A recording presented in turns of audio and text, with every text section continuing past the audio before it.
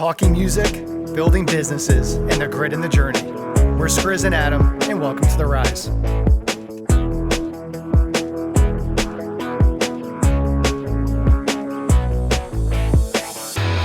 And we are back. It is Skrizz and Adam. I'm very happy to be here on this snowy New Jersey day, one of my last snowy New Jersey days with episode 20. Adam, talk to me. Where are you? What is going on? So I just got back to New York a couple days ago. I'm hanging out with my mom for the next 2 weeks before I head overseas. I was in Austin for about 2 weeks, and man, you mentioned the snow. It's my first time seeing snow in a while, and I've gotten soft with all my travels. I'd like to stay away from the snow. I don't think it's travels. It's like Hawaii makes you soft. Nothing against Hawaii. It's just it's so good. It's like when you come to anywhere in the Northeast, it's like, damn, this is it's tough to even leave the house right now. So dealing with the snow for a little bit, but it's okay. It'll build some strength in me. So I need it. Getting your tolerance back up. You're a New Yorker. You're a New Yorker. Your New Yorker's kind of building back up in you. Yep. The accent's coming back. Everything. I forget where overseas. Where are you going again? So I'll go to Paris for April, Italy for May, and then looks like Montenegro, June, July, and then back to Italy for a few months. That's the tentative plan. Nice. I have a really funny story actually I want to tell because I think it's funny. It's kind of offensive, but that's why we have a podcast.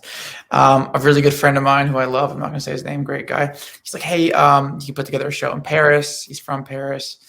And I'm like, okay, I mean, I can do it. Like, and I was kind of do some research, and I was like, Paris isn't really one of my top cities, so it probably won't do very well. And he's like, hey, like, we can do it anyway. We'll make it work. We'll kind of build there.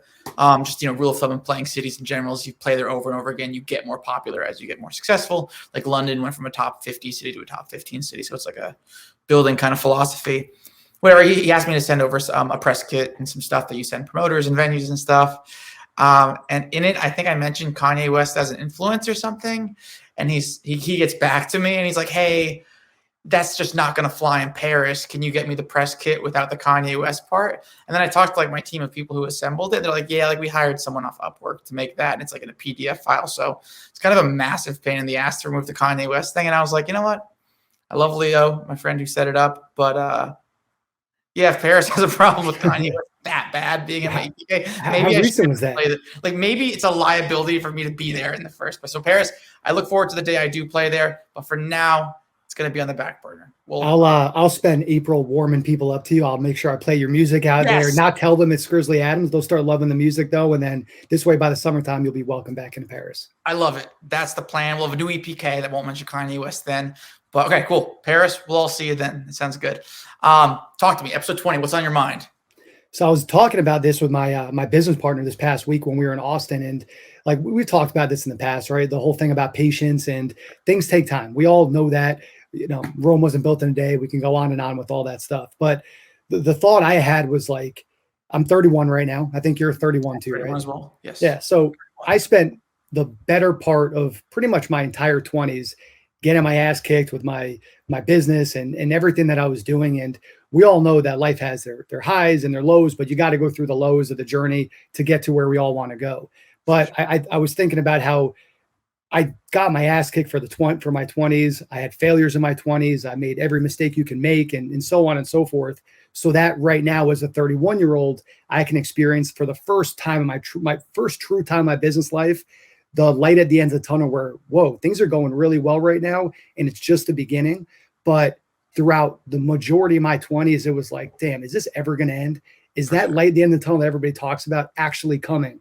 And obviously the topic of the podcast is The Rise. Sure. I talk about it, my life being an entrepreneur, your life being a musician, an artist, a producer. So I thought, hey, why don't we talk about your journey and the rise when it comes to patience and in my version of that as well. So patience is the topic of this episode, and I'm going to throw the ball to you. What's the first thing you think about when you hear that? The first thing that you're saying right now is like, well, first off, this is the rise. So it's like, this isn't while there are moments in business and anything where there's like you cross a threshold and then you see a certain amount of success. But for me, if you don't know this, I'm obsessed with proportions. I'm like this deep believer that everything can be turned into A over B equals X over Y. Like everything can be turned into that. And like kind of what you're saying to me is like, again, this is the rise. It's a spectrum. And it's like, what you're really saying is, bear with me for a second. It's like at 22, you put in 100 hours and you get $1 back.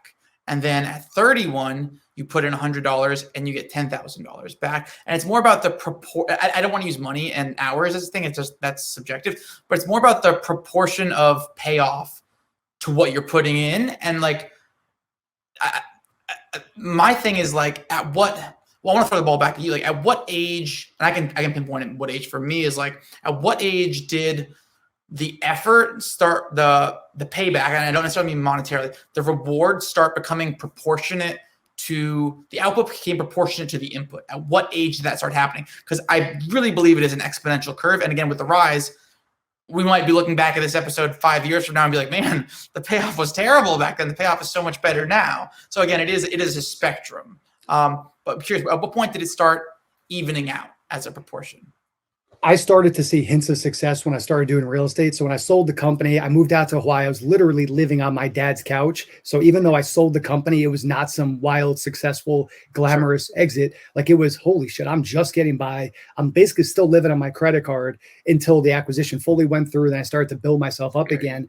Yeah. But I had, in real estate, it's when I started to make money for the first real time. But then as I started this company I have now, it was like the first year, barely taking anything as we built. So really, it's now being 31 years old. And now when I'm able to, pay myself, that equals freedom. But for me, I have a successful business right now. To an extent, it's not successful for some, of course, successful for others. But it's really now at 31 where, okay, we're in a good spot right now. I'm able to travel the world, live freely, and this is just the beginning of what could be possible. So truthfully, it's 31 years old. For the first time, I'm like, all right, I see what's possible. And now it's starting to get fun. And I think they're the most, I'm realizing this about you for the first time ever, because I don't know all the details always, but it's like, no, you got over one hump, but you had to start all over again. And like, maybe that proportion transformation happened faster the second time around, but it's like, you still have to go back to ground zero every time. And it's like, I think the analogy for someone like me is like, yes, I've built this infrastructure that guarantees a certain amount of, I hate to say streams or sales or whatever, but it's like, no, like, not every record is going to do very well. It really is a portfolio of effort being put in. It's more about like, well, if I put 20 in, statistically 2 are gonna carry all the weight or something like that, Well, that's the most interesting piece to me. It's the confidence, where it's knowing, even if, let's say you put out a song next week and it's not a hit, it's not where you want it to go. Maybe the old you would have been like, oh man, I just don't think this is going to happen again. Or maybe our next one is going to struggle, or do I still have what it takes, or whatever that is, where now you're like, hey, that wasn't a hit for whatever reason. I got to do X, Y, and Z, get back to the drawing board. And odds are, if you keep doing the math equation, you're going to start spitting out the right answer and the right solution. So that's how I see it now, where even when I was building this business, even when I wasn't getting the financial rewards from it, I knew if I keep doing X, Y, and Z, it will come. And now that it's starting to come, it's all right, how do I continue to do this, but exponentially do it more so that I can get better results back? Totally. And I think with age and with even the littlest of success, it's the same thing as like an investor, like a VC. Like, you're investing in people. I mean, you're investing in an idea, you're investing in infrastructure, but you're investing in people. And ultimately, as me, it's like, bro, if I'm putting in like ridiculous amount of hours, I have to believe in myself. And that's really what it comes down to. Kind of back to the original topic you were talking about. And I think when you first mentioned this kind of hit me, was like, and I don't think I believed in myself. It was like, I wanted to, again, you always want to work hard and you always want to work smart, but sometimes you have to just have faith. And that's the hard, I think we were talking about that earlier. That really is the hardest part. Whenever I left Atlantic Records and I didn't have any vehicle to get my music out there, I didn't know what the vehicle was. And anyone I was approaching about getting it out there to promote it would absolutely turn me down. I mean, and then my lawyer who I work with, Charlie, shout out Charlie, what's up? He was kind of the one who said, you got to just put the music out. It's 2017. You got to just put it out and do it over and over again. And that's obviously a very obvious statement now, because everyone does that. And it's like, that's what the biggest artists on earth and the smallest artists on earth do. But, he kind of said, just put it out and just do it over and over again. We put out Redemption anyway, and the Atlantic City EP. And then before you know it, like, what was, 1,000 streams was 100,000. Was it, it happens because I believed in myself, and it was believed in the process. And it was, I mean, another one, that what's that meme? You ever see that meme where it's like, there's it's a mine, and at the end is a bunch of jewels, Mm-hmm. but they're detached. There's one guy, he's chipping away, and he's like, all it is one hit, and he hits the mine. Other guy turned around. You know what I mean? And that's kind of really that meme sums up the whole podcast. Dude, I am not BSing you when you say this. Before you went on that, what I was going to say is like one of the things I always talk about is chipping away. Like Yes. you're chipping away at it. Yes. And that's exactly the vision I had in my head. It's like, and I know I think we've talked about this on a previous episode. Shawshank Redemption.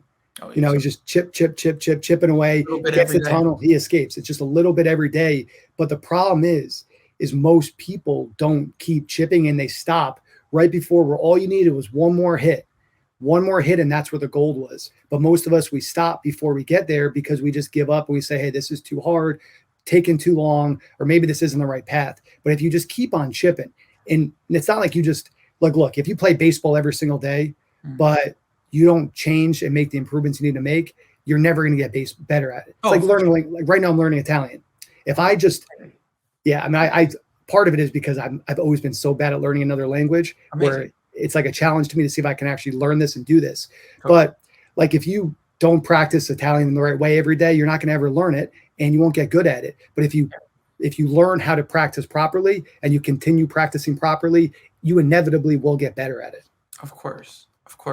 Kind of back to the chipping away thing. Another thing that kind of came to mind for me, and like, this is like a big message to any artists out there. I mean, this definitely applies to musicians, and I'm sure it applies to a lot of other businesses now because of like the internet. It's like, the beautiful thing about music that I don't think we had it until maybe 2014 or the streaming era is your infrastructure builds and it expands and it keeps expanding. And it's like, I put out a record and let's say 30,000 people got notified. You know what I mean? It's like, if I can keep putting out good music, that 30,000 will turn into 300,000. And it's like, we're in a really good place where it's like, the more you chip away, it really, really does pay off. I mean, obviously things do fade away, but Morgan Wallen put out a new album and it broke a ton of records. And I think that's really a testament.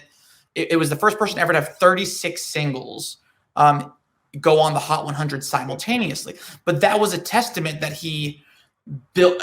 I don't even want to say infrastructure. Fuck the word infrastructure. It's a business term. He built the audience that was ready and waiting for him. So when he was like, again, just like Shawshank Redemption, he chipped away a little bit and then one day he just got away. And I think like what Morgan Wallen did with, I forget the name of the new album, but the new 36 track album, like, he built up this massive audience. Everyone was ready. And again, like all these, I don't know how much he really did to promote it. Like people were just waiting and ready. He wasn't going crazy on TikTok. He wasn't doing anything on social media. There wasn't whatever. Everyone was just ready and waiting.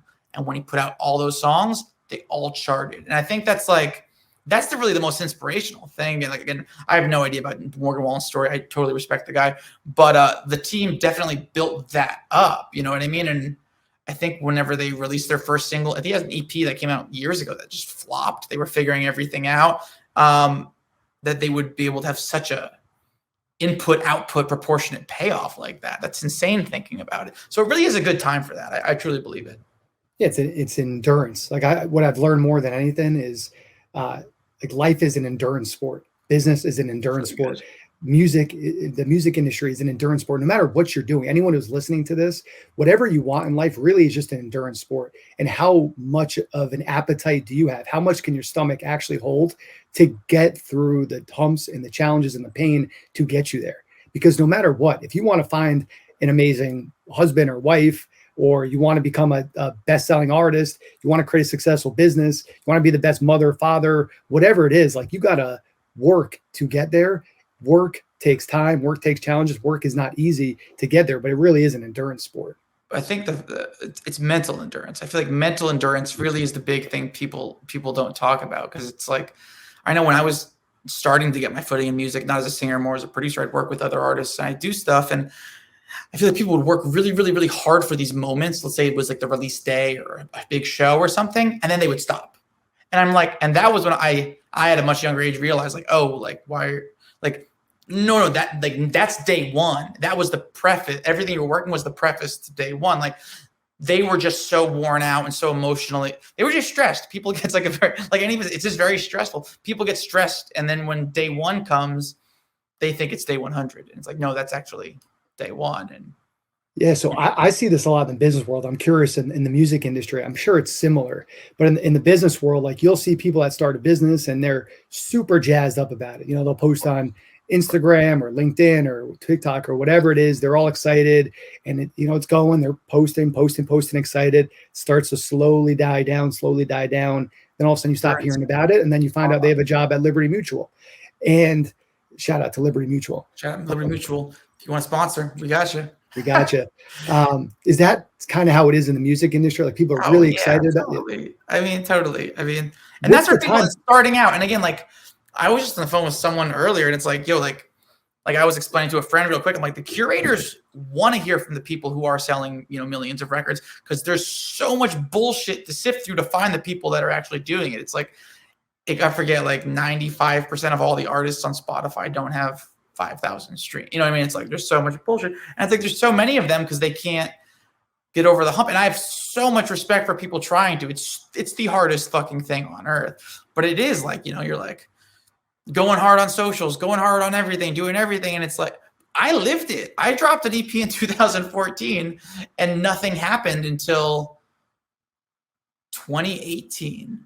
I mean, things were happening. I mean, I was recognizing traction and fandom and things like that. But in terms of like the ability to pay rent, wasn't even in the ballpark. How long do you see, like, is it, let's say someone getting excited and posting on Instagram for the first time, hey, I'm here's my new song I'm putting out there. How long is it typically until you stop hearing from them or they stop pursuing? Is it like 3 months, a year, 3 years? Like, what's that time frame usually? I wouldn't say in terms of that. I'd say like, in music, this is it. I'll be totally just like open book, transparent. I've seen it a million times. They put together a budget. They do a 5-song EP. They do the photo shoots. They shoot the video. They do whatever. They go hard. They get teams. They work really hard. They put out 5 songs, and they're not selling out shows across the country, and they're not on the radio, and they're not. And this goes back to what you were saying. It's like, they actually, I think, stop believing in themselves. And I think that's what it is. And that's really the endurance. It's like I put out 5 great songs and it fucking tanked. Well, I am an exception. I ended up getting a major label record deal that kind of validated it, but it still didn't work in the marketplace. So I did get lucky. I'm very grateful for the opportunities that have come my way to validate me. But yeah, everyone does that project and they invest really hard, and they're in the can, $15,000, $20,000, whatever. Yeah. I've been there. And I don't think they stick to their guns. And I think that's so hard, because I've been, dude, I think like a few months after releasing my EP, I thought about quitting. I was like, well, these are the best songs ever, so why isn't anyone listening? It's more of like a project-oriented thing. However long that takes, they might spend 3 years making that first project, and then they're like, I got to pivot, got to rethink, or give up. What's because I feel like in the startup world, especially when you're younger, you assume, oh, someone started a business, they're an entrepreneur, they must be rich, they must be doing really well. And oftentimes it's the opposite of that. What's a big misconception people have about artists? Like you, for example, you have a big following. Like, are you Taylor Swift? Not yet. But like you've had over 500 million streams. Like, that's insane. That's no joke. For sure. Like when people see you, they talk to you, when they meet you, are they like, what's a misconception they have? I don't know if this is relevant to the topic of our world, but I love this question, so I'm going to go into it anyway. The biggest misconception is net worth in proportion to fame. Proportions again. That is the biggest one. That is such a fucking wild card that it's like, dude, all these like brand new artist awards, whether it's country or rap, maybe not rap actually, because rappers can make a lot of money. But again, and a lot of them are in deals where some other guy is making 95% of it. You know what I mean? But I think all those people that are at the award shows doing all those things, records on the radio, but they're not grandfathered in, they're not set for life. Those people are a negative fucking balance sheet. I could say names, you know what I mean? Like people that are like hot new artists winning awards, and it's like, cost $20,000 to get the band on that stage and wardrobe and hair and flight. It's like, this is really fucking expensive. Your balance sheet is really negative. And it's like, yo, they put $200,000 to get you number 1 on radio, and the record's only made $250,000. So, and like, it's like, but you got to follow the money at the end of that. So I think fame is really out of proportion to net worth. And there are so many artists right now that may have like multi-million person audiences, but outside of that multi-million person audience, no one knows they fucking exist. So they're not even remotely famous. Having like 5 million people that love you doesn't mean anything in an 8 billion person world. You know what I mean? Mm-hmm. So I think that's the biggest misconception. There are people that are killing it you've never heard of. There are people that are like, I don't want to get too specific, but like there are legends out there that are struggling. You know what I mean? Like struggling, like doing things they don't want to do to keep up appearances. You know what I mean? Like to be like, I'm this big successful, like I'm talking like top 50 best-selling artists on earth. You'd be stunned, you know? Well, it makes me think about there's this company called FanDuel. Have you heard of them? They're like No. DraftKings and FanDuel. They kind of started the online sports gambling. Oh, okay. Yeah. And so and I tell the story a lot when I teach an entrepreneurship class to small business owners online, and I share this example a lot because the two founders sold their company for over $500 million. Very nice. We got to become friends with them. Yeah. So we'd all sign up for that probably. So I always ask, how much money do you think those founders made during that sale? So I'll ask you, how much money do you think they took away from that sale? That $559 million. If they had 51% equity, they did very, very well. If they had 0.2% equity, I have no idea. $1 million a pop, or I have no idea. Zero. They had no equity. They made zero, and they pursued a lawsuit with their investors. I don't know how it ended up going, but because of how the deals were structured, of course, they made $0 from a sale of a company they started, and they sold for over $500 million. So no, it's not what you think it is at all. It's crazy. Not always. And that's why you say, like, you got to follow the money. You got to figure out how these deals are structured. But the reality in a lot of these misconceptions, just like for anything, like an industry I don't know a lot about, let's say construction or art, or construction can be a massive money loser or a massive money maker. It's like, with every industry, it's comes like down to the inside 5%, really. Right. And the sooner you can learn like how the model and how the game is played, because at the end of the day, everything is a game. Like life is a game, and just how do you fit the puzzle pieces to win that game, whatever winning means to you, whether it's being a successful entrepreneur, right? At the end of the day. Yeah. Being a great parent, being a great artist, it doesn't matter. Whatever the hell your version of the rise is, which is the whole point of us starting this podcast. For sure. The whole point of the podcast in general was everybody wants to go from point A to point B. Everyone's point B is different, but what is the journey to get from point A to point B? Before we close off, I do want to say everything we said, I loved. I could talk about it and give quotes and cliches for days. Like you and I are living proof that you can put in 8 million hours and still not be anywhere there. And then 2 hours later, it's like, wow, those 8 million were really worth it. We could talk about that all day. I can confidently say at 31, again, some might say I'm an absolute failure. Some might say I'm the most successful person they've met. I have no fucking idea. You know what I mean? It's all relative. It's all relative. The one thing I will say is definitely when it comes to making music and putting in absurd amounts of hours. I mean, right here I have 6 whiteboards full of songs I'm looking at right now. I can't see me. It's great. Again, like you want to be at A, you want to envision E, and that's how you work backwards and get B, C, and D. You know what I mean? But the more you focus on the process and the more you enjoy the process, and the less you think about the product and the outcome, the better life gets. I can swear that's an episode in itself. So everything we said, like take all the inspirational stories, all the blue collar hard work stuff, nothing beats enjoying the process. Like nothing remotely beats that. I've definitely learned that in the last year. Like nothing beats it. No, it's true. And because I like to speak in more specifics and not just live in woo-woo land. Sure. What I want to do is I'll share what the patience has taught me. Like, what do I carry into my business that is like a core staple of here's what matters most to building, in my opinion, a successful business. And I want to hear your version of it too, for being an artist. So for me, whenever I talk to entrepreneurs, my focus is simple. Business is very straightforward. It's, can you get new customers? Can you keep those customers, keep them happy, keep them paying? And then 3, can you build a profitable business? So how do you stay in the black? How do you build profit? But get customers, keep customers, focus on profit. You do those 3 things. I don't care what industry you're in, you can build a successful business. Okay. I think the equivalent of what you said for being an artist is, okay, the key to success. Okay, we're going to work backwards. Whatever is good for your fans is good for business. That's the number one rule. At the end of the day, whatever is best for your fans is good for business. My lawyer, Charlie, also told me that. There are many short-term things that were good for business, but were actually bad for the fans, so it was actually bad for business. Whatever is good for the fans is good for business. What is best for your fans is consistency. And what is the key to consistency? Authenticity. If you're authentic, you can effortlessly be consistent. If you can be consistent, you can constantly get to your fans. And I think that's authenticity is the key to success.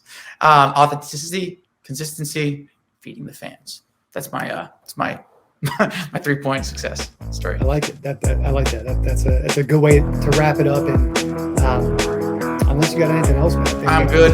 Episode 20, we've hit the big 2-0. I'm excited for 2-1. I'll see you next time, brother. Be well. See you guys.